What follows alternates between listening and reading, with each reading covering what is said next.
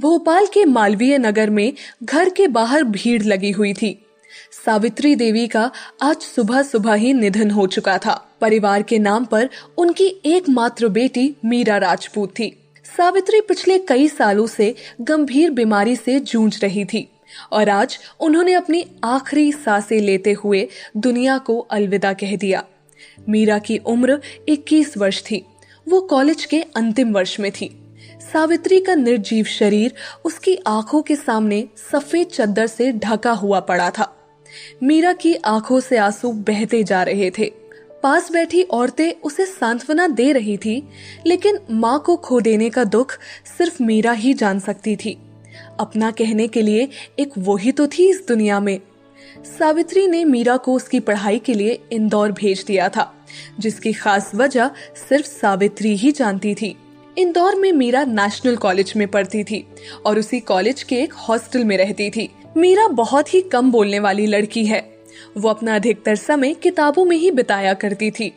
College में उसकी एकमात्र दोस्त थी निधि व्यास, जो कि इंदौर में रहती थी अपने परिवार के साथ।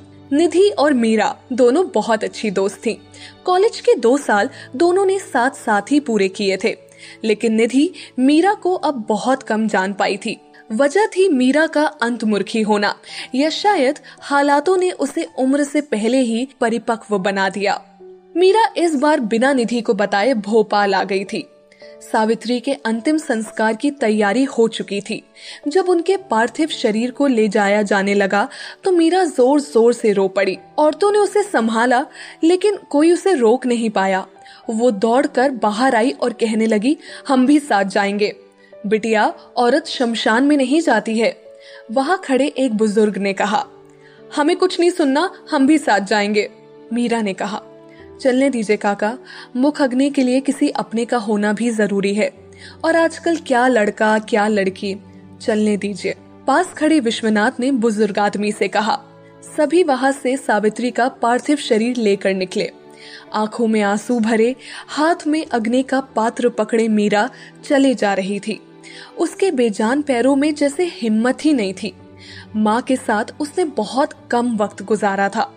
न जाने वो कौन सी वजह थी जिससे माँ ने उसे हमेशा खुद से दूर रखा। सोचते हुए और बीती बातों को याद करते हुए शमशान आ चुका था। सावित्री का अंतिम संस्कार किया गया। एक लौती वारिस होने के कारण उसी ने मुख अग्नि भी दी। उन पलों में मीरा को संभालना बहुत मुश्किल हो रहा था।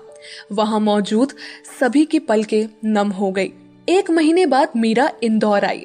उसने कपड़े बदले और अपनी बुक्स उठाए कॉलेज आ गई। कॉलेज आकर उसने प्रिंसिपल से बात की और उन्हें अपनी माँ के देहांत के बारे में बताया। चूंकि मीरा कॉलेज में सबसे होनहार स्टूडेंट थी, इसीलिए प्रिंसिपल ने उसकी 1 महीने की लीव को मान लिया। मीरा प्रिंसिपल का शुक्रिया अदा करके बाहर आ गई। क्लास शुरू होने में अभी वक्त था, इसीलिए वो आकर बेंच पर बैठ गई और उदास आंखों से जमीन को निहारने लगी। तभी एक जानी पहचानी आवाज उसके कानों में पड़ी। ओ मैडम जी, कहाँ थी इतने दिन? ना फोन ना मैसेज, आखिर चल क्या रहा है तुम्हारे दिमाग में? मीरा आवाज की दिशा में पलटी। सामने निधि खड़ी थी। मीरा ने कोई जवाब नहीं दिया तो निधि उसके पास बैठ गई और प्यार से कहा, क्या हुआ मीरा, सब ठीक तो है ना? निधि की बात सुनकर मीरा की आंखें डबडबा गई। उसने नीचे जमीन की ओर देखते हुए कहा, माँ नहीं रही निधि। क्या? ये कब हुआ और तुमने मुझे बताया क्यों नहीं? निधि ने चौंकते हुए कहा। क्या बताती निधि, मैं खुद भी नहीं जानती थी कि माँ किस दर्द से गुजर रही है। मैं कुछ जान ना पाऊं, इसीलिए उन्होंने हमेशा मुझे खुद से दूर रखा, और देखो वो हमेशा हमेशा के लिए मुझसे दूर चली गई। कहते कहते मीरा की आंखों में आंसू भर आए। निधि ने मीरा का हाथ अपने हाथ में लिया और उसकी आंखों में देखते हुए कहा, तुम अकेली नहीं हो मीरा, मैं हूं ना तुम्हारे साथ, दोबारा ऐसी बात मत कहना।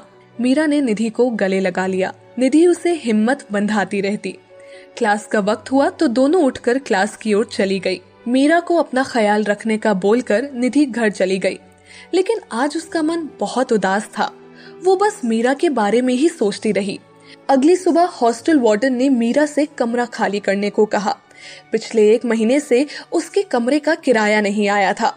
मीरा ने कुछ दिन की परमिशन मांगी, लेकिन वार्डन ने साफ शब्दों में उसे कमरा खाली करने को कह दिया। किसी ने उसकी मदद नहीं की। मीरा ने अपना सामान समेटा और बैग में जमाने लगी। उसके पास जो पैसे थे वो तो माँ के अंतिम संस्कार और उसके बाद के कामों में खर्च हो गए थे। अनजान शहर में आखिर मदद भी ले तो किसकी। मीरा बहुत ही स्वाभिमानी लड़की थी और इसीलिए उसने अपनी ये परेशानी निधि को नहीं बताई। भोपाल वापस जाने के अलावा मीरा के पास अब और कोई रास्ता नहीं था। अपने बैग लेकर वो हॉस्टल से निकल गई। निधि जब कॉलेज आई तो क्लास में मीरा को ना देखकर उसने अपने साथ बैठी रागिनी से पूछा, जो कि उसी हॉस्टल में रहती है। ए रागिनी, मीरा कहाँ है? वो कॉलेज क्यों नहीं आई? अरे तुझे नहीं पता क्या, आज वार्डन मैडम ने उसे हॉस्टल से निकाल दिया, रागिनी ने फुसफुसाते हुए कहा। व्हाट? पर क्यों? निधि ने हैरानी से कहा। क्योंकि उसने हॉस्टल के रूम का किराया नहीं दिया था। अब मुझे डिस्टर्ब मत करो, पढ़ने दो, रागिनी ने कहा और बुक्स में नजरें गड़ा ली। निधि ने सुना तो सोचने लगी, इतना सब हो गया और मीरा ने मुझे बताया तक नहीं। ये लड़की भी ना, इसे समझाना सच में बहुत मुश्किल है। पता नहीं इस वक्त वो कहाँ होगी। मुझे जाना होगा। निधि ने अपना बैग और बुक्स उठाए और क्लास के बाहर निकल गई। कॉलेज से सीधा वो हॉस्टल आई और मीरा की रूममेट से पूछा। रूममेट ने बताया कि मीरा वापस अपने घर जाने की बात कर रही थी। निधि वहां से निकली और तुरंत रेलवे स्टेशन आई। ट्रेन जा चुकी थी। निधि हताश हो गई। उसने उदास नजरों से ट्रेन को जाते हुए देखा और जैसे ही वापस जाने को मुड़ी, उसकी नजर बेंच पर बैठी मीरा पर गई। निधि खुशी से दौड़कर उसके पास आई, लेकिन अगले ही पल उसकी खुशी गुस्से में बदल गई और उसने कहा, समझती क्या हो अपने आप को, और ये इस तरह मुंह छुपाकर कहाँ जा रही हो? मुंह छुपाकर नहीं जा रहे, बता कर आए थे रागिनी को, मीरा ने धीमे स्वर में कहा। और तुम्हें लगता है मैं तुम्हें ऐसे जाने दूंगी? निधि ने गुस्से से कहा। पर अब यहाँ करेंगे भी क्या? वार्डन ने भी हमें हॉस्टल से निकाल दिया है, मीरा ने कहा।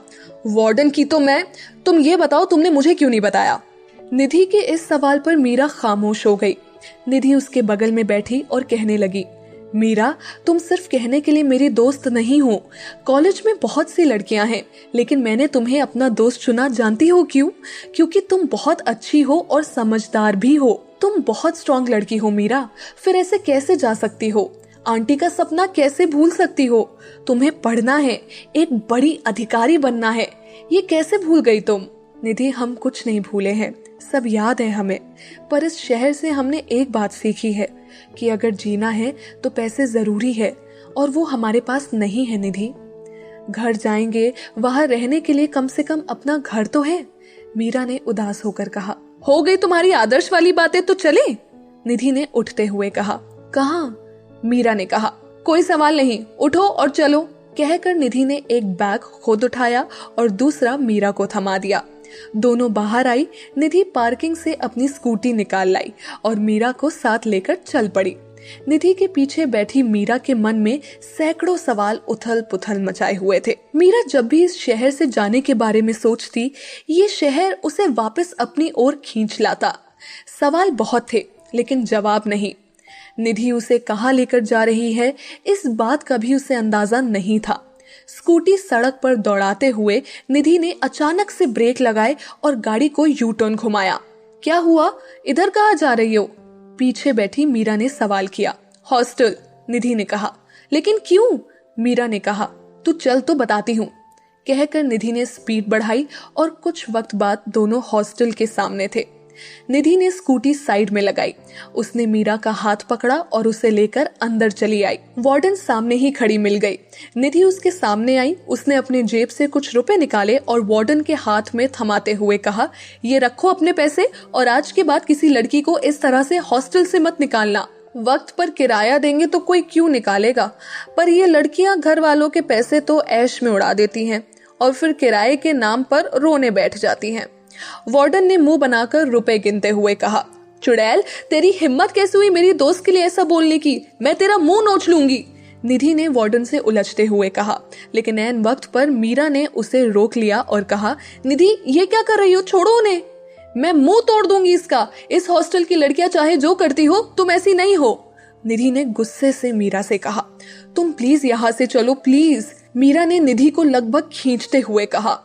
निधि वहां से चली गई तो मीरा वार्डन के पास आई और बहुत ही धीमे स्वर में कहा, निधि ने जो किया उसके लिए हम माफी मांगते हैं मैम। एक बात और, हर लड़की यहाँ ऐश करने नहीं आती है।